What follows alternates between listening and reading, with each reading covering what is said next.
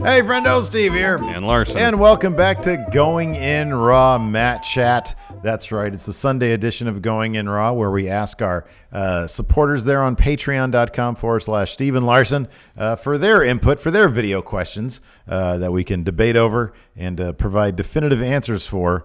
That's on the Patreon at patreon.com/Steven Larson.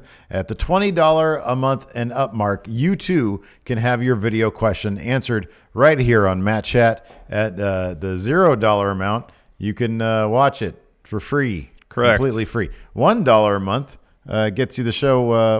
Is it $5 gets you early access? Yes, and then $1, no advertisements. Yeah, no ads. So that's cool. In the audio realm, too. Anyways, I'm talking about that way too much. You are. Big week in wrestling. All Elite Wrestling confirmed. Rally happened. Yeah. Lots of big signings. Of course. And so, obviously, at PAC. And so, obviously, we have a lot of questions. Now, two of our Matt Chatters seemingly were completely on the same page. They asked pretty much the same question. Yeah. Andy Nero and Zenith64. We're going to run these questions back to back because Correct. they're kind of the same. More or less. It's about another big signing in All Elite Wrestling, not PAC. Let's see what they have to say. Hey friendos, it's Andy Nero here, the heel that makes good points, back with another Matt Chat question, and I'd like to ask, has Chris Jericho burnt bridges with the WWE permanently, given that he's now signed for AEW?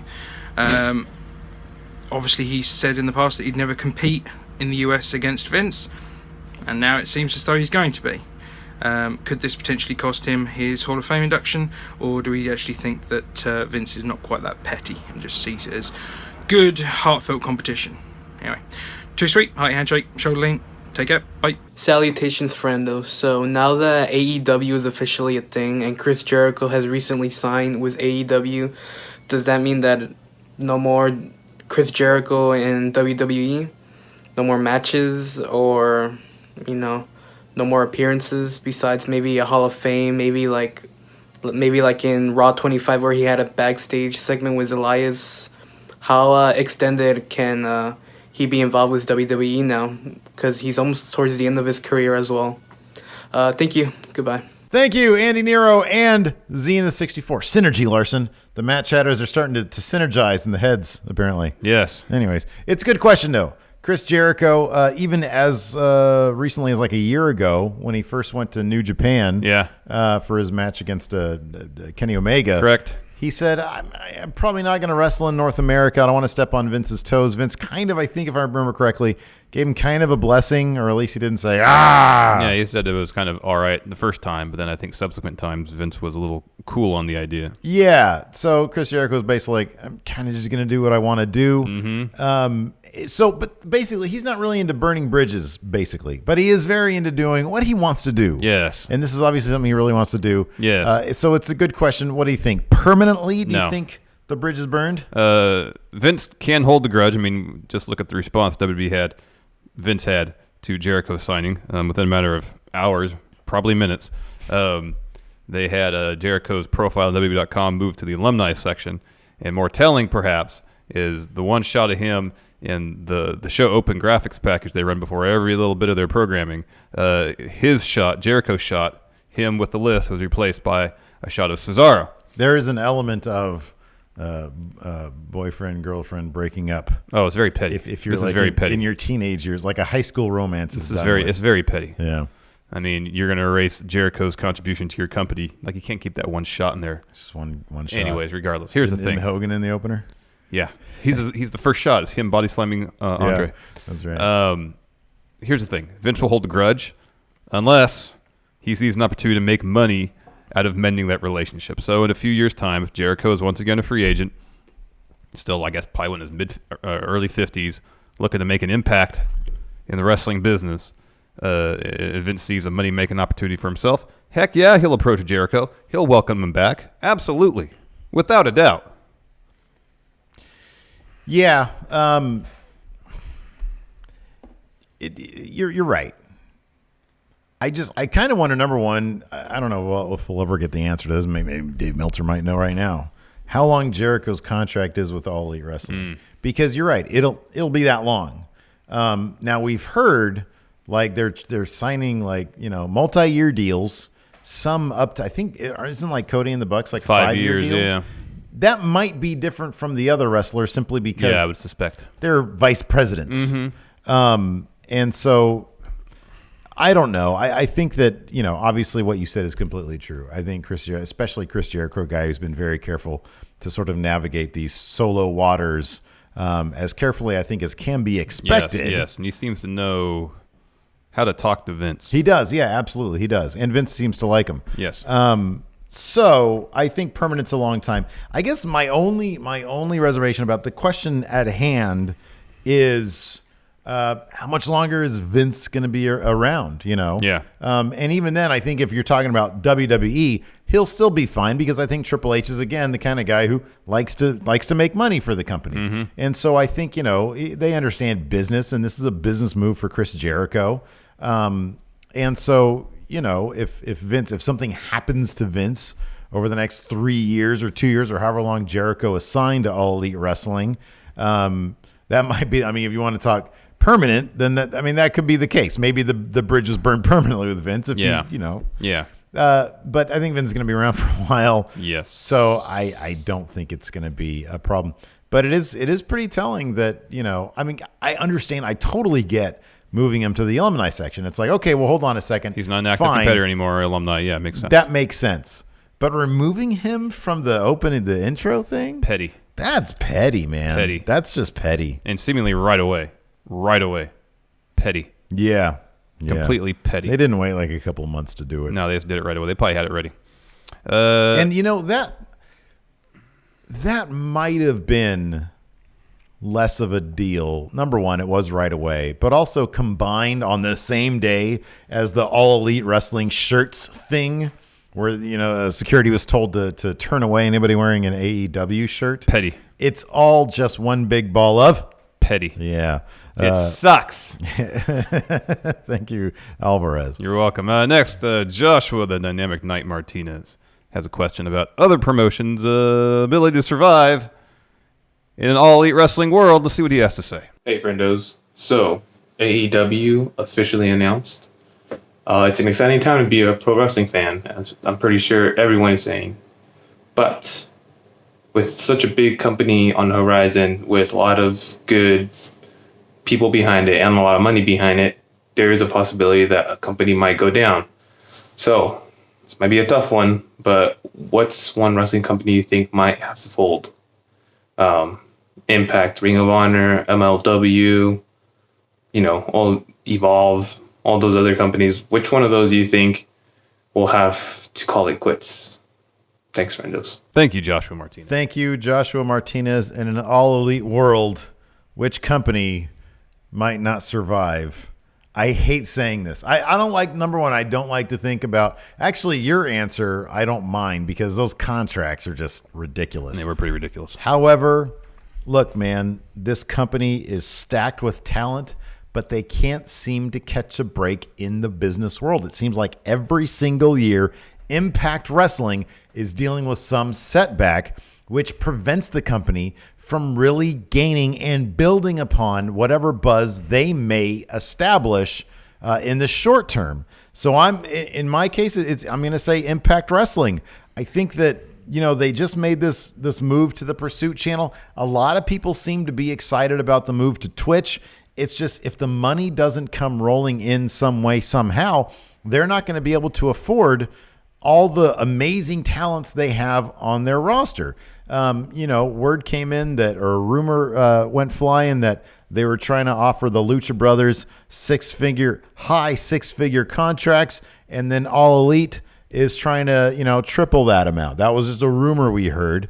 And so I don't know. I mean, a lot of those people, Ethan Page, Jordan Grace, Brian Cage, they were all at All In. We know that's who All Elite was targeting. The people that were all in, they're all under Impact contracts. I mean, who's to say that they're not going to be, at first chance they can, walking away from Impact? Which, if Impact stays alive, that would open up spots for them to bring in more good talent, which they seem to be doing very well. But just looking at how much of the wrestling pie is out there. All Elite's product, neither of us knows what it's going to look like, but if it's available in the homes of TBS and TNT, that's where people are going to be tuning into. Oh, yeah. And Impact is going to be, they're going to go another notch down in comparison. I know there's a lot of great Impact fans out there. I really hope the company survives. It's just another place for workers to work, but they need to get their business in order because being on the Pursuit channel ain't going to cut it. I just don't see how it will. I really don't. Yeah. As bad as Impact has struggled recent years in terms of viewership, Lucha Underground's fared worse. Yeah. I think they don't even get 100,000 viewers. I think one of their last episodes got like 68,000, something like that. I've heard they hemorrhage money. It's insanely expensive. No word yet on season 5 whether it's going to happen or not. Yeah. I think there was an interview with one of the producers said if it does, it's going to be kind of a reboot, which would lead one to believe that maybe they're going to free themselves up from some of these long-term, probably very expensive deals they signed with all these talents. Here's the thing, though. Lucha Underground's already struggled immensely with the competition that's been in front of them. Add AEW to the mix. Promotion is going to have a lot of hype behind it. If it airs Tuesday nights, the day before Lucha Underground airs, I mean, there's only so much wrestling people can generally watch. Yeah. And people are, as good as Lucha Underground's product is, and it is very good, I mean, people are going to be excited about All Elite if it's going to be on TNT or TBS. Yeah. And Impact, we've said several times, how do they stay in business? It seems like inevitability they're going to go out of business at any moment. And yet they persist. They survive. Yeah, we've seen it. So I would put my money on them surviving. Oops.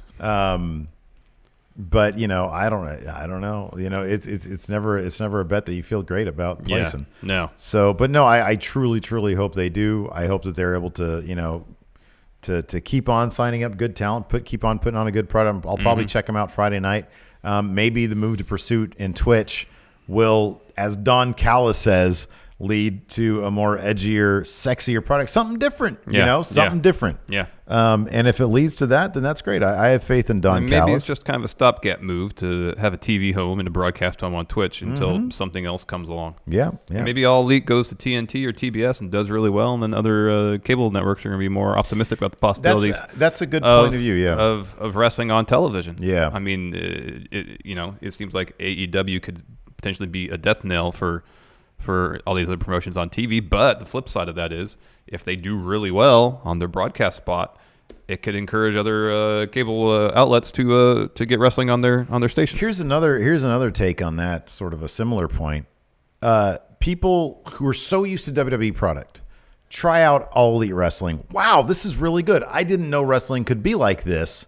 What else is out there like this? Yes. They could look at Impact, Yeah.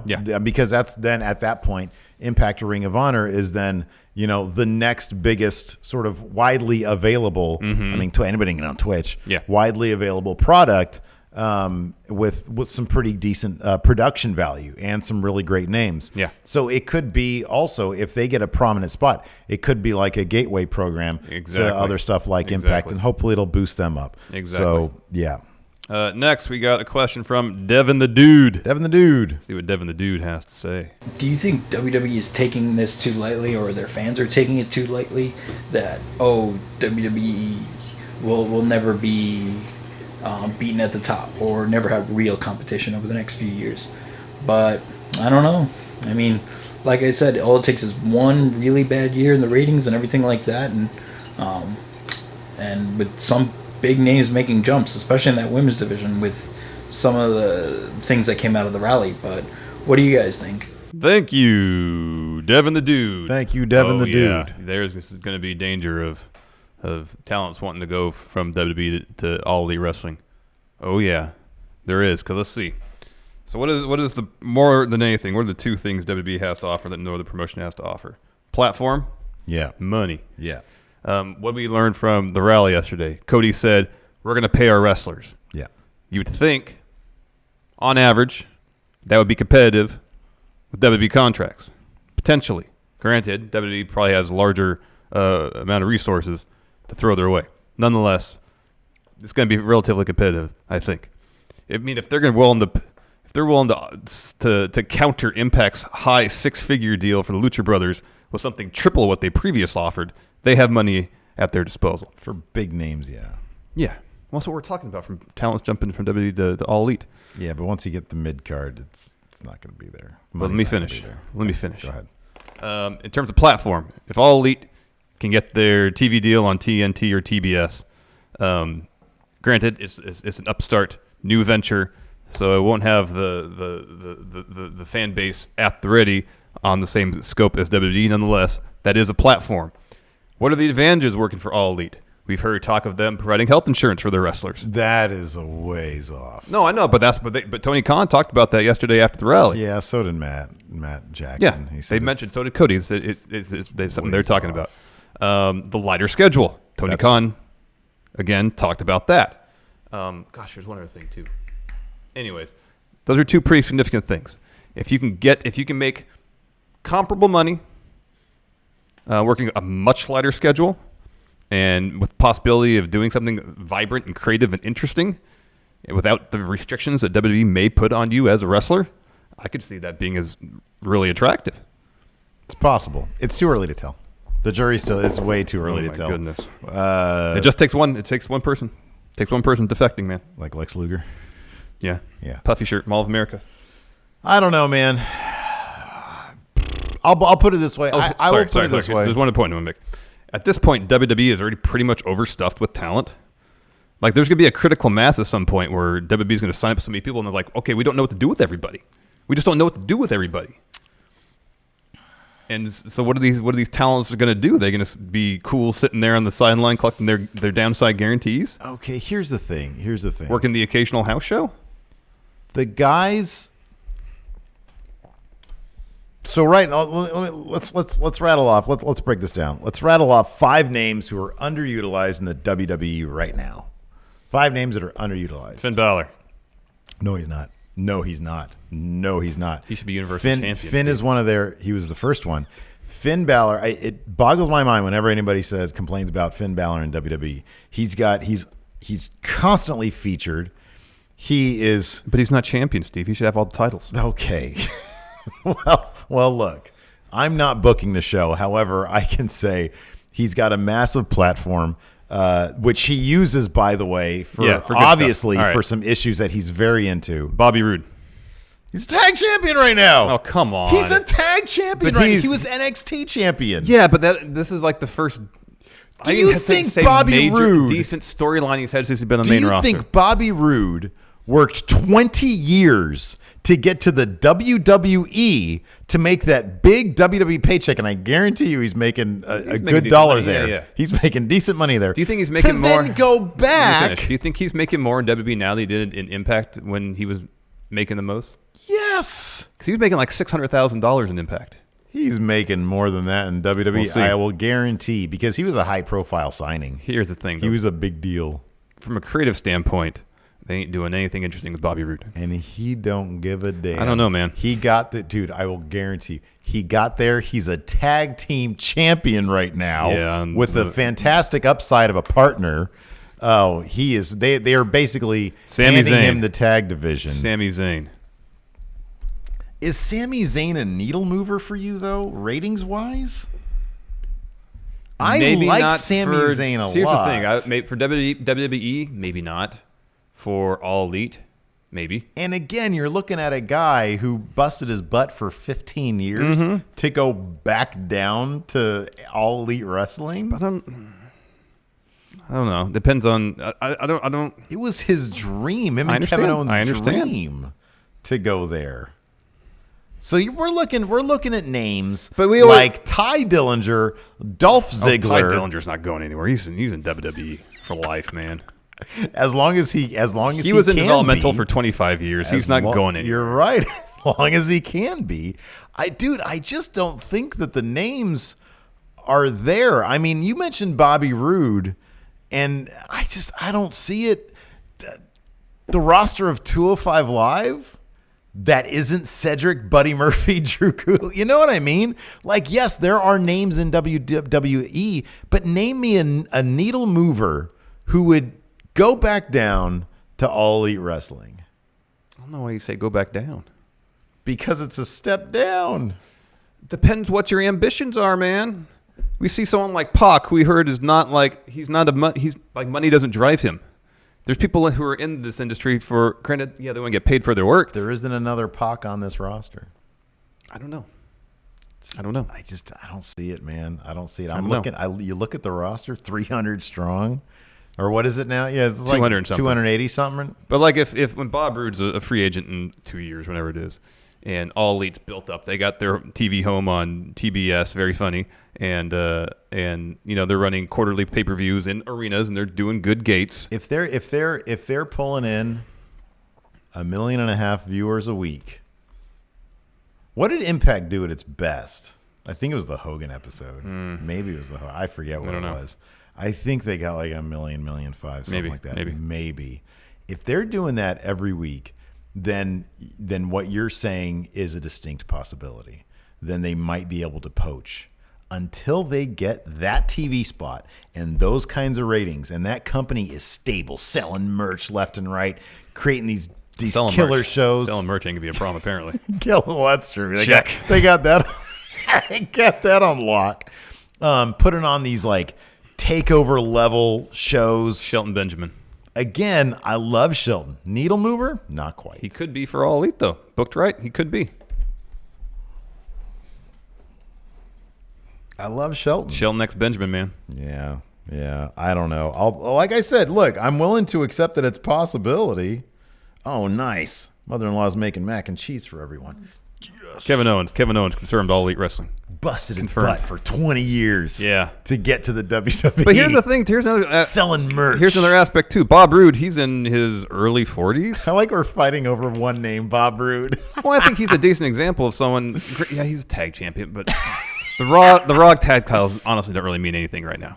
Because here's the thing. Because the division's not very good. When you say that they're stacked with talent, you and I have both said that there needs to be some sort of pressure release. Yeah. You know? But I think that's going to come with guys who wouldn't be interested in All Elite Wrestling. Randy Orton's going to retire at some point. He's got another 10 years in him. Oh, I know, dude, but he really should retire. I love Randy too, but we do need new faces. Yeah. I mean, Dolph Ziggler's making $1.5 million. Yeah. He's not going to make $1.5 million in All Elite. No, they wouldn't pay him that much. They wouldn't. No. And he's not a needle mover anyway. No, he's not a needle mover. But like Bob Roode, for example, let's bring this up. He's in his early 40s. Yeah. When we met him that one time, what was his disposition? Tired. Yeah.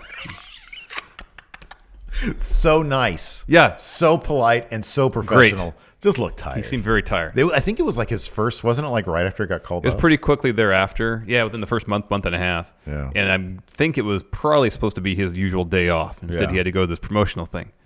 So you got someone like Bob Roode, who's he's been WWE for 2, 3, 4, 5 years. Yeah. He's made himself some good money. Yeah. You got a family. Oh man, Mrs. Roode wants that money rolling in. And on top of that, these people who have been married so long, they're used to being apart as long as they are. They probably wouldn't even want to be around each other. I knew you were going to say that too. Really? Yeah, I knew you were going to go there. There's one name on there. What if it's this situation? And for some reason, his name is the one that always comes up. Rusev. We always hear about him. Oh, being unhappy. Yeah, but he always pokes fun at that on Twitter. So I don't think that's the case. But if there's somebody out there who's always, because here's the thing, they're signing these guys now who've been around forever, and their dream has always been get to WWE. So why would they leave at that point? So I don't know, man. I mean, at the end of the day, it's a business, and their dream may have been to WWE. But if they get to WWE and realize or think there might be greener pastures elsewhere, I don't know if the allure of WWE is what it probably was before they got there. Now that they're there, yeah, maybe you're right. They realize that it's like, week to week, nothing's planned out. It's a mess here. Yeah, the paycheck's great. The schedule sucks. You know what Tony Khan should be doing? I'm on TV like twice a month. What? Listen to this. This is what Tony Khan should be doing. Whenever they have a taping, go to catering, Instagram some of the delicious. What do you call it? Bone-in. Oh, bone-in prime rib. Prime rib. Have the juiciest of prime rib. The largest standing rib roast. And try to out-cater human eyes have ever seen. Try to out-cater WWE. There you go. That'll draw big names. Yeah, I'm telling you, man. It's all the perks, all the benefits, man. That's what's going to draw people. Well, let's look at what got. I love that we're taking so long in this question, by the way. What created All Elite Wrestling in the first place? Bitter Cody Rhodes. Yeah. Right? Cody Rhodes, who is like, screw you, I'm going to show you what we can do. Yeah. Okay? they used to do that. They used to mistreat people a lot, and I just feel like there's not who's Stardust right now. Who's so like bummed out with how they're being handled right now? Like maybe Almas. Yeah, we heard he was disgruntled. Maybe Almas, right? Well, like Bo Dallas or Curtis Axel. Okay, right. The Revival. I mean, the Revival are probably up there in terms of names, but they're about to get those tag titles. Yeah, maybe. I feel like there was such a spotlight on them. They're about to start being treated really nicely. I mean, that's the problem is that if you're not treated great, I mean, like Tyler Breeze, you can make a start at Tyler Breeze. The problem is if a dude like Rusev shows up in AEW and all of a sudden he's going by some weird other name, like his real name. Yeah. There's some of the luster's off because you can't chant Rusev Day. That stuff matters to something. Yeah, I know. You know? All of sanity. Yes. All of sanity. That's perfect. That's great. Yeah, all of sanity. Hey, look, man. Club. You know what? They try to buy their happiness by giving them the Botch Club on the network. But. I honestly, those guys seem happy. I honestly do hope that AEW is able to poach some big names. You know why? Because it's going to force WWE into booking some great product. It makes the business better. It does. I hope they're able to do that. I really do. Let me ask you this and it makes our product better. Say Cody was the Cody of 2014 before he got released, 2015, whatever it was in WWE now and was doing the Stardust thing. Because to his credit, whenever he's on camera, he was into it. He was doing his job to the fullest. Would you suspect that in any way he was disgruntled? That he wanted to explore greener pastures? He had a really good poker face. That's what I'm saying. I think there might be a lot of talents who are in that camp, man. That's actually a good point, but we got to move on. Yep. Next up, we've got the Enforcer himself, Stevie Bradley. Let's see what he has to say about AEW titles. Ooh. Hey, friendos, it's the Enforcer here. Got a question about AEW. Now, we just saw the rally that they had, and you see Pac signed, Jericho signed. But what I'm wondering is championships. Are we just going to have the standard names for championships, like heavyweight champion, light heavyweight tag? Any chance we get some cool names for their titles, like the Dave Meltzer title, the Never Overweight Championship, the, I don't know, Friendo title? I don't know. What are your thoughts? What can we name these titles that isn't so generic? Thanks, guys. Too sweet. Hearty handshake. Thank you, the Enforcer. Thank you, Enforcer. Stevie Bradley. Oh, man, listen to some of these title names. Oh, hit me. Cody Rhodes. What's he best known for? His dad, Dusty Rhodes, Duff the Baby. So the main title, heavyweight title, is going to be called the Dream Championship. All right. Because they're all about dreaming big. Yeah. And changing worlds and stuff. All right. Change the world title. There you go. And then you've got, instead of the Gift of the Gods, Gift of the Pharaoh title. Okay. Because it's the dog named Dog Pharaoh. Yes. And then instead of Money in the Banks, Money in the Bank, Money in the Bucks. All right. Because bank, bucks, yeah, dollar bills, bucks, they but start young the same bucks. letter. Yeah. But also bucks means dollars and young bucks. Yeah. So. I'm all in for the Meltzer title. Yeah.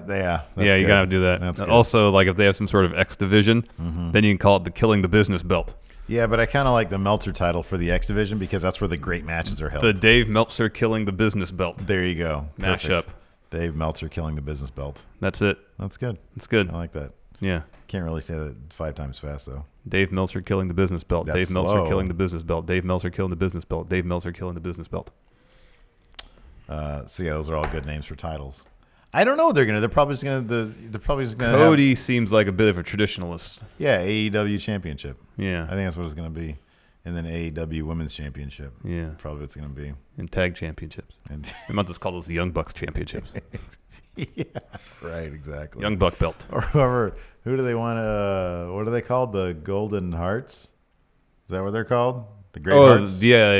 Great Hearts or Golden Hearts? Great Hearts, I think. The Great Hearts. Yeah, they're just gonna put the titles on them. It's obvious. Matt's huge on them. Mm-hmm.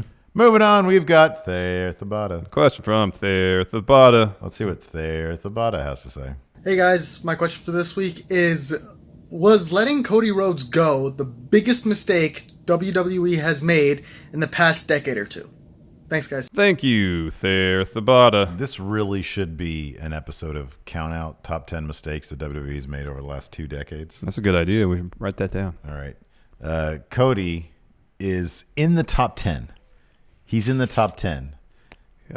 Cody being released is definitely the inciting incident of all this. Yeah, true. Without Cody being released, I don't know if AEW ever happens. Probably not. Without Cody being disgruntled, so they needed to use him better. What do you think Cody's actual ceiling in WWE should have been? Remember that bit when Dusty, the Authority was going strong, and Dusty came out. Remember that? Or am I imagining things? Where Big you Show thinking about when Dusty joined the NWO? No. Didn't Big Show punch Dusty on an episode of No, Raw? That could have happened. They had Goldust and Cody get involved in the whole Authority My storyline. memory is so bad. That's possible. Yeah, I'll look it up. And when Cody and Goldust were tag champions. Okay. If they could have got Cody involved in the Authority angle, here's the thing. Imagine Cody takes Dolph's place in that Survivor Series match where Sting comes in. Dolph got a really massive pop then. But if they'd spent months building up Cody as, someone for the Authority to really reckon with, and he had won that match, that really could have been a springboard for something huge for him. Could Cody, when you look at Cody, when you see Cody, do you see WWE Championship material? Yeah, right here. Sometimes you need to see it. Okay, cool. Sometimes you need to see it to believe it. Mm-hmm. I think it's I suppose possible. From 2013. I'll put it this way: I think that Cody's ceiling is higher, should have been higher than Dolph's. Yeah, I do. Yeah, and I think Dolph was a world champion. He wasn't the most convincing one. So yeah, I could have seen Cody as like a top guy. He certainly has the charisma for it. Mm-hmm. So I could have seen it. I mean, when he was doing the dashing Cody Rhodes and then the mask thing, handing out paper bags to people. Yeah, that was stuff. all good stuff. That was such solid upper mid card on the way to world title guy stuff. So His tag team with Sandow, Rhodes Scholars, was really good. Yeah, they were really good. So I think that was probably up there. I don't think it's the biggest mistake, but I'd consider it top 10 of the past 2 decades. Yeah, because 10 over 20 years is a long time. Yeah, you've got number one is probably they should have had a wellness policy well before they did. Yeah, they should. That's probably number one. The booking of Roman Reigns. That has probably been. I could see. In terms of creative blunders, probably been number 2. What else? Past 20 years, that takes us to end of the invasion angle. That's around 20 years ago? Yeah, that's within the last 20 years. Yeah, I was sort of thinking like 2002. So last 15 years. Yeah. If we're going back 20 years, I don't know. I could probably name some bigger mistakes. Because look, I'll put it this way. 5 years from now, that might climb to the top 3. Potentially. Depends how AEW does. That's basically, yeah. This could be all about nothing. Or it could be all about something. Yeah. If in 15 years' time, WWE's out of business and AEW's ruling the wrestling world. Well, it'd be number one mistake then. Yep. It'd be number one mistake. Yep. Next, Richard Morris. Ooh. New Matt Chatter. Yeah. New Matt Chatter. New Matt Chatter. How are we going to get to Ronda and Becky at Mania? He has a good idea. Yeah, so let's see what he has to say. Hey, Stephen Larson. This is Richard Morris with his first ever Matt Chat question. With Becky Lynch now challenging Asuka at the Royal Rumble, what do you think is a better scenario? Ronda screwing Becky again, so she loses at the Rumble. Becky re-entering the Rumble, wins it, challenges Ronda. Or do you think it would be better if Becky now screws Ronda, Sasha picks up that title, Ronda then enters the Rumble, wins it, challenges Becky. This gets her over onto SmackDown for the Fox move, in addition to kickstarting the feud with Becky going into WrestleMania season. Let me know what you think. Too sweet and a hearty handshake. Thank you, Richard Morris. Thank you, Richard Morris. So I sort of zoned out when he was giving his fantasy book situation, but I think what I have written here is kind of similar to what he's saying. Yeah, it is pretty similar. Not mistaken. Yes. I like this. I don't know. Maybe I don't like this. Becky wins. Here's the thing I don't like about Becky winning. This is the thing I don't like about your scenario.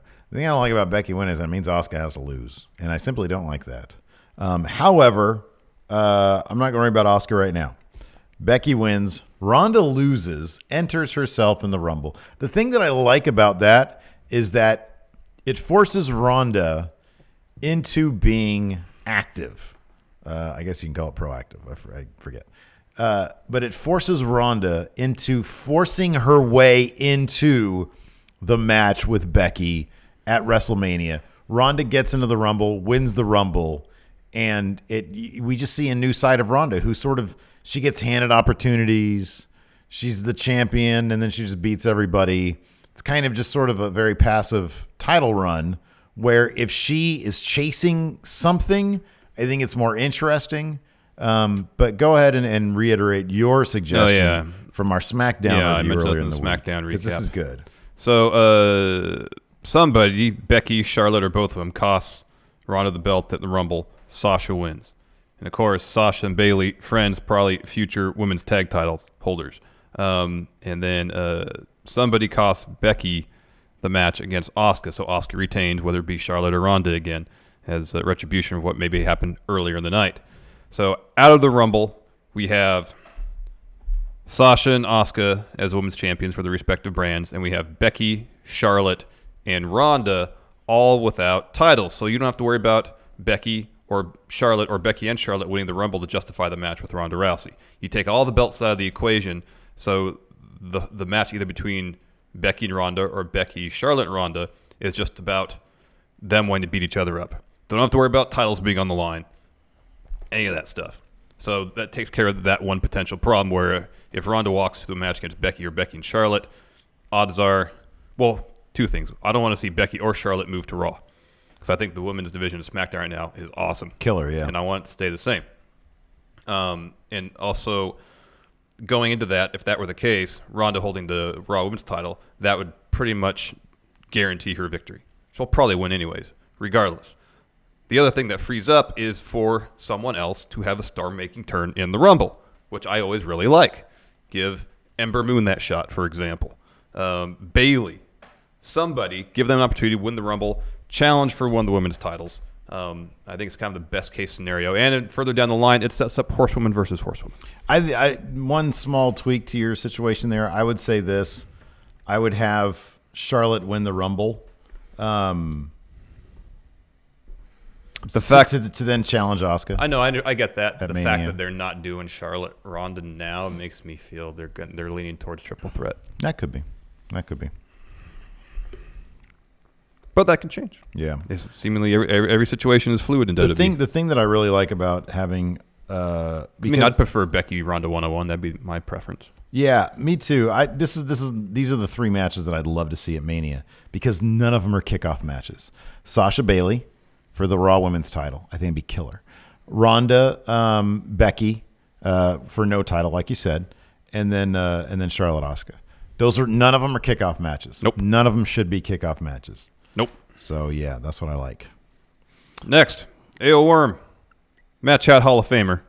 Oh, best. Yes. Let's see what AO Worm has to say. What's good, everybody? AO Worm here with a Matt Chat question. Happy New Year's, everybody. Let's get into it. All right, so my question for this week's Matt Chat is, guys, which match would you rather see at Mania? Which one do you think would be more beneficial? Would you like to see Dean Ambrose versus John Cena for IC title with Cena picking up the title and thus making him a Grand Slam champion? Or would you much rather see some of the lines of Seth Rollins burning it down with Brock Lesnar for the Universal title? All right, guys, what do you guys think? Too sweet, hearty handshake. I'm out of here. Thank you, AO Worm. Thank you, AO Worm. Oh, it's Seth versus Brock. Come on. They're setting it up. That's the path we're on. Is that the path you want, though? Yes. Yeah, yes. Yeah, I know. Yes. I know. Seth, he is the man on Raw. He is the man. Monday Night Raw was a good pun going on there. He's the MVP of Absolutely. WWE. He needs to challenge Brock for the Universal title at Mania. He needs to vanquish the Beast. He needs to take that Universal title, bring it back on Raw on a weekly basis. See what he can do as a face world champion. That's the match I want to see. Big, oh, too. gosh, yes. They pop. That's the match I want to see. That's the match we need to see. Seth being Universal Champion at the end of WrestleMania 35 needs to be the case. They're already saying Cena's the greatest all time. He doesn't need the Intercontinental title. He doesn't need to be a Grand Slam winner. It's a minor footnote in his career. Yeah. The only other number that matters to him is 17, breaking Ric Flair's record. If it's not that, what's the point of it? There is no point. Finn should take on Dean at Mania and win the Intercontinental title. That should be the match for Dean. Yeah, I'll agree with that. There's not a whole lot of a reason for Cena and Dean at Mania. Not really a case here. Beyond, there's been little bits here and there. Like this past week on Raw, I like some of the Dean stuff. I think character-wise, the juxtaposition of Cena and what Dean is supposed to be or what he should be, I think could make for an interesting story. Because Cena's the guy who says, every time somebody comes out, you say the same thing over and over again. Well, Dean kind of doesn't fit that mold. Yeah, right. Dean doesn't really fit that mold because everybody who's trying to take down Cena is doing it to say, I took down Cena. Whereas I don't think if they book him right, Dean sort of isn't in that mold. Like, what does he care? He just wants chaos or whatever he's looking for, the Bane thing. I don't know what it is. Nobody really knows what it is. No, I don't think he knows. But I could see that response from Cena not really working on Dean Ambrose. So they could tell a different kind of story that maybe we haven't seen before with Cena. So that could be interesting. But you're kind of right. We don't really need to see that. But look, man, if you said, hey, Steve, what would you rather see? Cena, Dean, or Seth Brock? It's Seth Brock. And it'd have to, but on the, Seth would have to win that thing. Yeah, that's the he caveat. He would have to win that thing. That's the caveat. Because, I mean, dude, look at what happens when Brock has a Seth-level opponent. AJ Styles last Bryan. year. Killer match. Daniel Bryan. Killer match. Yep. That could be so much fun. Yeah, it could be something special. That could be a blast. Oh, next, another Matt Chat Hall of Famer, Christian! Hey Steve, hey Larson, it's the Hall of Famer Christian here with a Matt Chat question. My question for you guys today is, WWE filed for a trademark recently called Worlds Collide. My question to you guys is to wildly speculate, as you guys do the best, what that could mean and what is the best possible meaning. Personally, Survivor Series weekend, NXT versus NXT UK. That's just my personal take. Tell me what you guys think would be the best possible pay-per-view for Worlds Collide. Too sweet, hearty handshake. Thanks, guys. Thank you, Christian. Thank you, Christian. So, according to Christian, anyways, did you look this up? Did you fact check this one? I have not. WWE Worlds Collide, where two worlds come together and then they collide. Oh, no. I had a nightmare one time that the moon collided into... Oh, yeah, look at that. There it is. That the moon collided into the earth, and I saw it, and it just sort of made barely a rumble. Oh, dear. Yeah. I think it'd probably have more of an impact than just a little rumble. You would think so. We'd probably all be doomed, man. That wouldn't be good. So, anyways, what do you? So, what? Give us the actual this is info. from SC Scoop. So, WWE's filed for several trademarks. One of them is Worlds Collide, which they filed for wrestling purposes on January 3rd. Other interesting recent trademarks, again, this is from SC Scoops, include Workhorse Open Challenge. That sounds silly. The Awesome One. It just sounds like The Miz. Yep. Some of their more recent filings. WWE Kitchen Smackdown Fashion Files. So they mentioned other times Worlds Collide has been used in some sort of phrase for wrestling shows. There was a AAA show in LA in 94 that was called When Worlds Collide, and ECW used it in 94 as well. All right. Well, anyways. So you sort of stole my, like when I thought, I was like, okay, well, that would be perfect. And then I looked down at the document. And I wrote it down first. You already wrote it down first, so I guess that's your answer. Oui. I'm going to say this. I actually kind of like my answer better now that I think about it. All right. So WWE, they have working relationships with a variety of promotions across the world. All Elite Wrestling is not one of them. However, if you take the idea of the Cruiserweight Classic or the Mae Young Classic, except you extend it to promotions, I think it could be really fun if you have, WWE sends some of their best, NXT some of their best, but then you also have Evolve some of their best. You have, you can bring in NXT UK or you can have Progress. But you make an emphasis on all these other promotions. Let's say they partner up with somebody in Mexico. I don't know who they would partner up with. Yes. CMLL has a relationship with New Japan. AAA doesn't have a relationship with anybody besides like Impact. So they can work with some of these other promotions out there. Yes. To sort of also foreshadow their global localization strategy, and test out some of these talents. I know they wanted to make a push into India. There's rumors of a deal in China, perhaps one of these big international arrangements. So they reach out and they have kind of a World Series tournament where they get a bunch of promotions. They put on a big tournament, representatives from a bunch of different promotions. I think that's what when Worlds Collide should be. Be a pay-per-view spectacular where NXT invades the main roster and challenges them at a pay-per-view event. They call it Invasion 2 when Worlds Worlds Collide. Yeah, Worlds Collide, because it's the world of NXT colliding with the world of main roster. Yeah. Get it? Yeah. And of course, Power Man 5000 when Worlds Collide will have to score the entire event. 3 hours straight of when Worlds Collide by Power Man 5000. That's good. I like that. That's good. Of course it's good. It's not good. It's great. Well, I like my idea better, to be honest with you. I like to see new. This is new. This is different. NXT invading main roster. We know all those people. But we've never seen that. Dream matches galore. Yeah, no, I like We'll my never idea. get any other way unless NXT invades Who's main the roster. Evolved champion? Austin Theory? Yeah. Boom. Right, he's in the tournament. All right. Loses in the first round. Oh, well. To Jack Gallagher. Oh, dear. Moving on, Graham. First and last Worlds Collide tournament. Exactly. Who's the winner of my version of Worlds Collide tournament? Who is It's it? probably John Cena or something like that. Graham has Shane a McMahon. question about Braun and what the future looks like for him. See what he has to say. Hi Steve, hi Larson. My question this week is, with the Royal Rumble, it looks like Seth's going to win the Rumble and beat Brock at Mania. So why do you think that leaves Braun? Because I feel like Braun's after losing all his momentum, and I don't know what he could do next. Too sweet, hardy handshake. Thank you, Graham. Thank you, Graham. Do I go first? Yeah. Yes. Yes. No, you said the NXT versus main roster thing. No, I no, said no, you no, said no, I no, said no, you no. go first. I don't know, feud with Baron maybe. That's the worst answer. There was a TLC thing where it's supposed to happen, but Braun got hurt because of Baron, kind of, and so he might want to get some retribution, especially if Baron interjects himself in the title match of the Rumble and costs Braun the match potentially. Sure, Baron. I don't know. Especially after this Monday night, Braun's got zero momentum to do anything of significance going forward. I kind of feel like 2018 was like a big year for Braun. 2019 is going to be the year of Braun spinning wheels. I get that feeling, man. He's got nothing going on for him. He's gonna lose to Brock probably clean, but you seem to let me ask you this. Do you still think Baron's going to cost him that victory against cost him the title? There really hasn't been any interaction between them of late. So right? There's been nothing. He's going to lose. But then again, Braun clean. really hasn't been on TV a whole lot. He's going to lose clean to Brock, man. That's going to happen.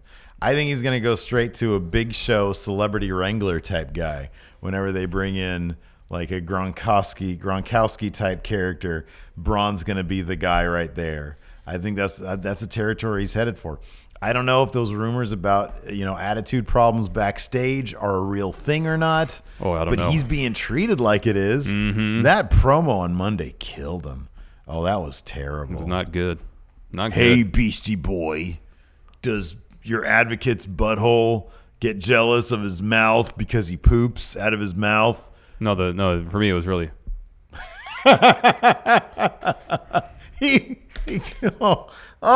So bad. He was reciting his lines in his head, and you could see on his lips. And he nodded. Oh man, when he was ready. Braun. I know, that was a bummer. They should have done a split screen. That's what ruined it. That's what really ruined it. Next, Stephen M. Take it away, Stephen M. Much Irish linguistic expert Stephen M. here with another match chat question. Now, I'm looking at Drew's recent heel work. He's just the best heel. So I was wondering what people that have surprised you with their heel turns that turned out being better than being a face. Currently, I do not want to see Drew turn face because he's a fantastic heel. And then what edits should you make to other heel turns to make them a bit better? Like the likes of Dean and Bobby Lashley and the stuff like that. Too sweet. Ready handshake. Thank you, Stephen M. Thank you, Stephen M. Yeah. Go ahead. Who had a surprisingly good heel turn. What, are you kidding me? This is the best heel turn of all time. And look, man, I crap all over the guy. It's great. It's Hulk Hogan. The greatest heel turn of all time. It reinvigorated a dead career because that dude was nobody cared. What was he fighting, like the Kevin Sullivan and his spooky guys before that? What are they called? Dungeon of Doom. Yeah, man. Nowhere. Lost to Big Show in a monster truck? No. No, he won the monster truck match. He won the monster truck match. It's Hulk Hogan. That guy had a completely second career, a revitalized career in the NWO after that. I was a big mark for him. You were? Then he found out he said some really bad things. Then it wasn't. Then I don't want to see him again. But, man, that heel turn, biggest ever. I mean, it was the most impactful, yeah. In terms of just being pleasantly surprised, Seth, when he turned on the Shield. Because Dean was always the one who was doing the talking for the Shield. No one else really talked. And yeah, Seth would still do all sorts of awesome stuff in the ring. Yeah. Before that. Yeah. But it was like in terms of the character stuff, we weren't really sure if he'd be able to pull it off because, as I said, it was usually Dean who was the mouthpiece of the Shield. That's true. And then I think the next week on Raw after he turned the Shield, he had a promo and it was awesome. And like, wow. Yeah. Where is all this acting ability, this character work been this whole time? Yeah. And you combine that with his still awesome ring work. It was outstanding. It was a great run. It's good stuff. Yeah. Good stuff. I just wish that the whole J&J and Kane stuff He wasn't dialed back a little bit. Yeah. That'd be nice. Yeah. Next up, we got Bobby Mincy asking us about Survivor Series. Let's see what he has to say. Hey, friendos, Bobby Mincy here, and I'm back with another Matt Chat question. Steven Larson, with SmackDown heading to Fox and Raw being on USA, and them being technically, obviously, competitor companies, and we've also heard that there might be less sponsoring of Raw matches and superstars on SmackDown and vice versa. That got me thinking, will Survivor Series be null and void finally with them might not be doing Raw versus SmackDown? Or are we going to have like 4 Survivor Series matches, 2 for each show? Seems a bit crazy, and truth be told, Survivor Series has been for a while for me. So let me know what you guys think. Too sweet, hearty handshake, shoulder lean. See you guys. Thank you, Bobby Mincy. Thank you, Bobby Mincy. Oh, I got to go first. They can still do the brand warfare thing, even though the 2 brands are on different networks. We're just not going to see anything as lopsided as we saw last year where Raw swept. No. It'll be, like 5-4, 4-3. Whoever wins by 1. If they choose to even go that route, they may not, but I don't think their decision is going to rest solely on the fact that the competing brands are on different networks. Here's one way you could do that. Have an even number of matches. Don't don't focus on who won, on like the overall Survivor Series. Yeah, agreed. So what you would do is, and then you can have like the men's match and then the women's match, put them kind of on equal playing fields where there's some sort of stipulation that's up for grabs. Like, winner of the men's match gets the number 30 at the Rumble, and then whoever wins the women's match, I don't know, gets something else. And then just split them. Mm-hmm. That's all you got to do. Mm-hmm. Just 50-50 booking for Survivor Series. You could do that. We've also seen, obviously, prior to the brand split this last time around, we've seen some compelling Survivor Series that didn't rely on brand warfare. I personally Survivor Series 98, there's only one brand there. Yeah, exactly. The one where Dolph won. That was a good one, and that didn't rely on brand warfare. So you can tell some really good stories using the Survivor Series general idea. It's just a matter of doing that. Mm-hmm. So, but yeah, I hope that brand warfare continues. I do think that I would have to believe that, creatively speaking, WWE is going to have to kick it up a notch once they move networks. I think there's going to be a natural competition between the two, and yeah, so I think brand warfare could be a lot of fun. Yeah, it could be. Hopefully they continue it. Yeah. Next, another new Matt chatter, Perry Smythe. See what Perry has to say. Hey friendos, new patron Perry here. Getting ready for Wrestle Kingdom, supporting my boy Jay White in this 40-degree Australian day.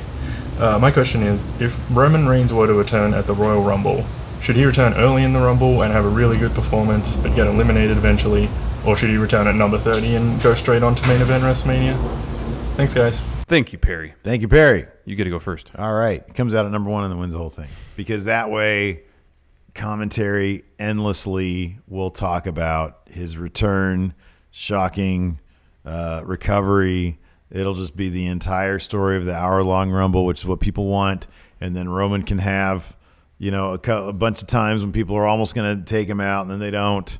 It'll just be all Roman. It'll be the Roman Royal Rumble. The Royal Roman Rumble, whatever. The Roman Rumble. Yeah. So just the more Roman, the better. Once he comes back. Number Absolutely. 30. Number 30. Number 30. You get like 2 minutes of Roman.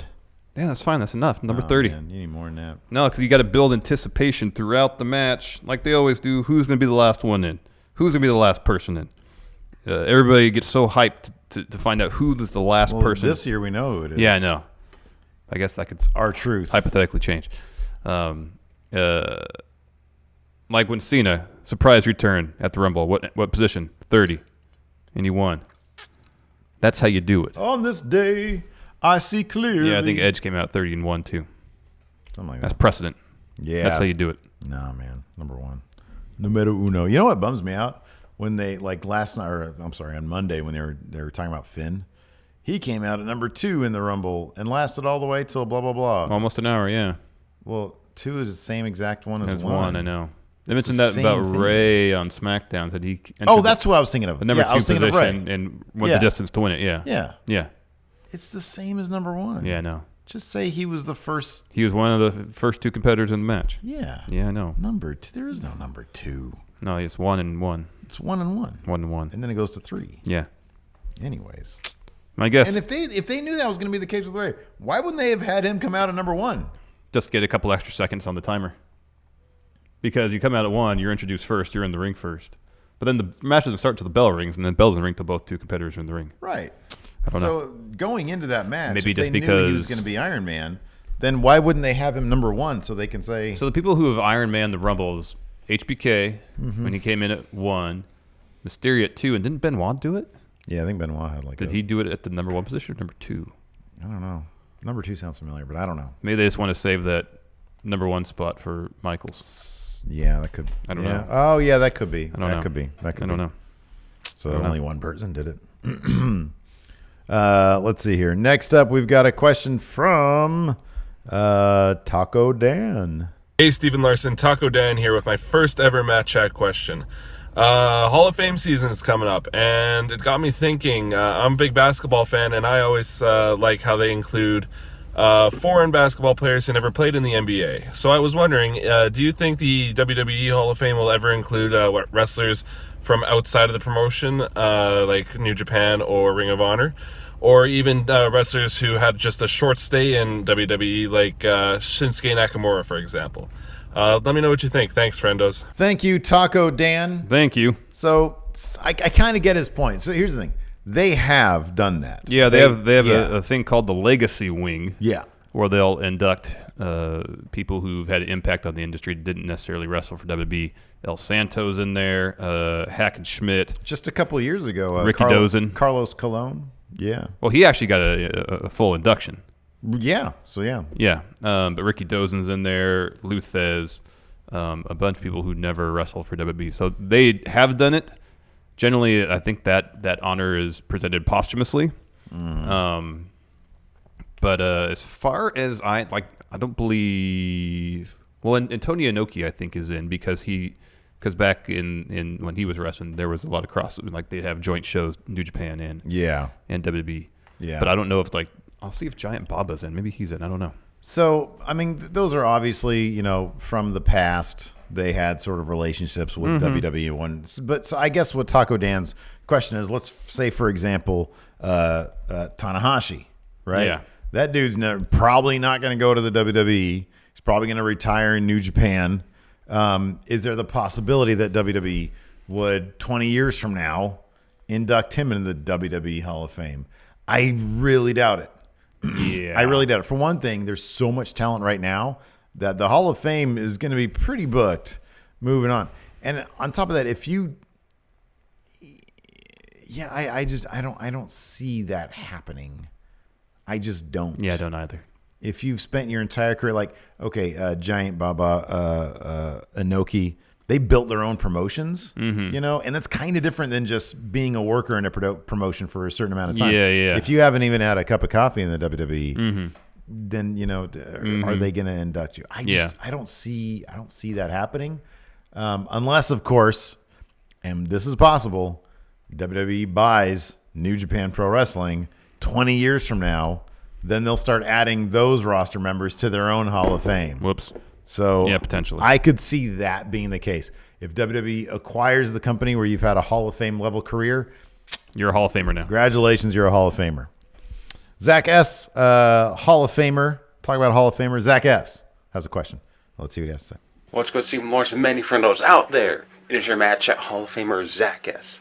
Coming at you with another Match Chat question. Question this week is, Stephen Larson, sadly we know that there's only so much time in NXT, and that's such a sad reality. So the question for the year of 2019, which top NXT or potentially top NXT star is sort of going to be lost in the shuffle and not going to have that push in that time to showcase their true talent in NXT? Thank you, Zach S. Thank you, Zach S. I'll go first. I'm going to go out on a limb here. A very high-profile guy that I will probably have a fantastic NXT career, probably be there for a while. But given that they had him lose against Lars Sullivan, maybe not.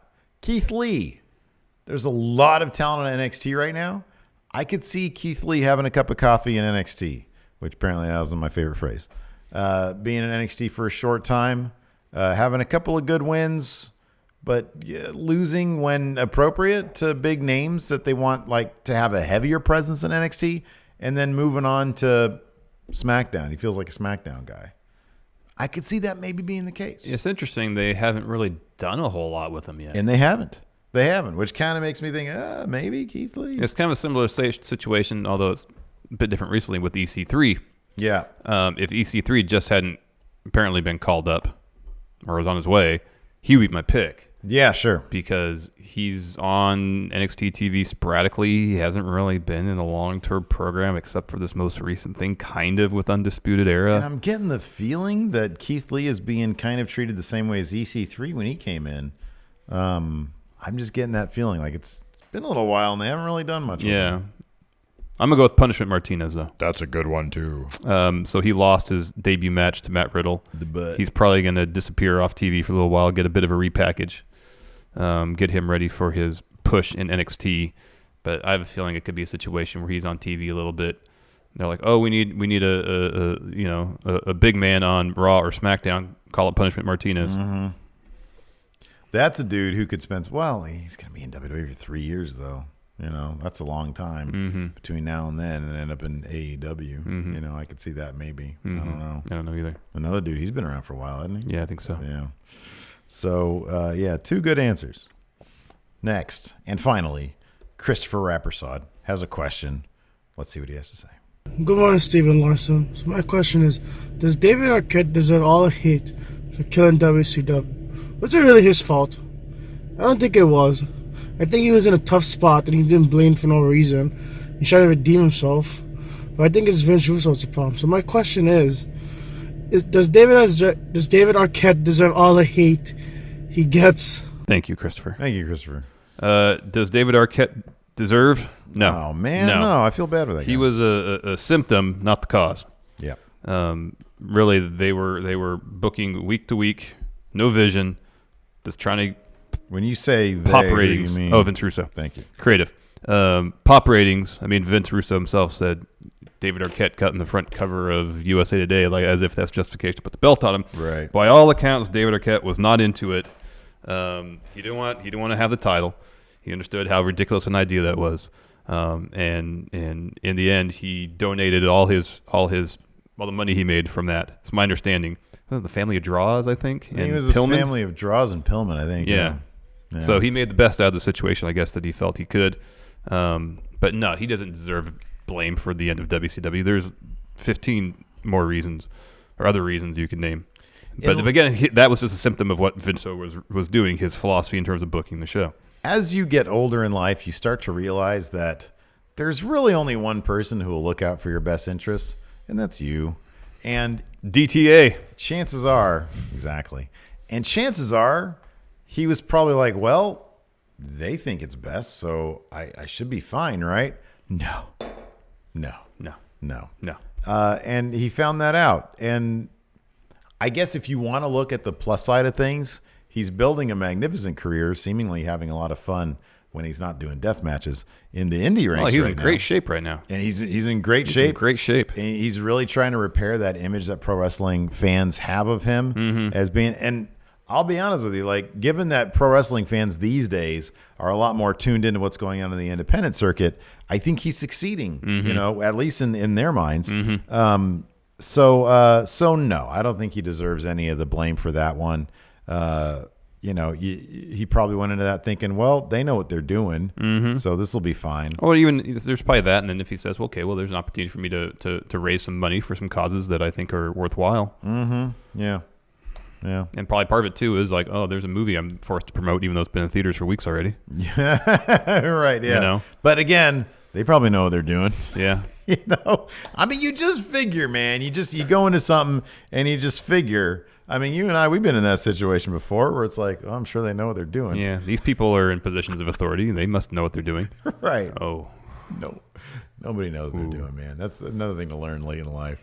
Nobody knows what they're doing. And with that, thank you again for another wonderful episode of Going In Raw Matt Chat. Thanks to all our patrons out there. You can check out our Patreon at patreon.com/Steven Larson. We got a bunch of great reward tiers there, all sorts of bonus content for you guys. Check it out starting at the $1 mark. Until next time, we'll talk to you later. Goodbye.